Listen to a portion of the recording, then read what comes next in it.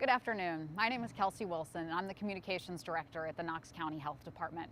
We're going to be kicking off a weekly video series where we will provide updates into the local situation and also give you some insight into the different aspects of our COVID-19 response. Now, these videos will feature several of our many subject matter experts who will cover a variety of very important topics. But today, I just want to set the stage for what's to come and provide a brief overview of our current situation. We're updating the data on our website every Tuesday and Thursday. This includes data about cases broken down by age, ethnicity, and race. It also has data that we get from the hospitals. Now, unfortunately, right now we're seeing cases and hospitalizations trend up. As you know, this is likely a result of the highly transmissible Delta variant that is widely circulating throughout our community and communities across the country. Now, the good news is that the COVID vaccines do a good job providing protection against serious illness and death.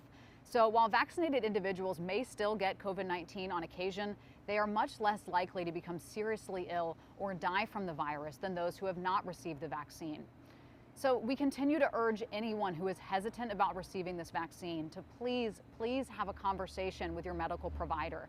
They can help answer any questions that you have, as well as address any concerns that you may have as well. The vaccine is the best tool that we have against this pandemic, so we need to use it. In the meantime, until we have more of our community protected by this vaccine, a layered mitigation strategy will help keep you and those around you safe. I want to draw your attention to this graphic. It's called the Swiss cheese model. On this model, each slice of cheese represents a mitigation strategy: physical distancing, mask wearing, staying home when you're sick, washing your hands, and of course, the vaccine, which, as you can see, has the least amount of holes. When they're layered together, the holes are covered and you're better protected from the virus. And lastly, unfortunately, we're seeing higher numbers of COVID-19 among children ages 5 to 17 than we have at any point in this pandemic. We know there have been many conversations about contact tracing related to school-aged children. At this time, KCHD is working closely with Knox County schools on a more efficient process for contact tracing. However, we want to note that the extremely high volume of new cases each day is straining the system and causing delays in public health performing this contact tracing.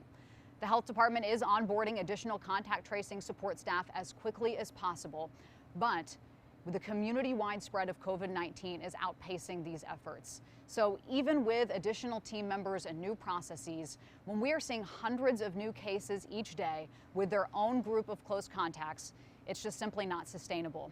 So please use that layered mitigation strategy I mentioned just a few moments ago. This will help reduce the burden of disease in our community and the strain on the systems that are trying to help.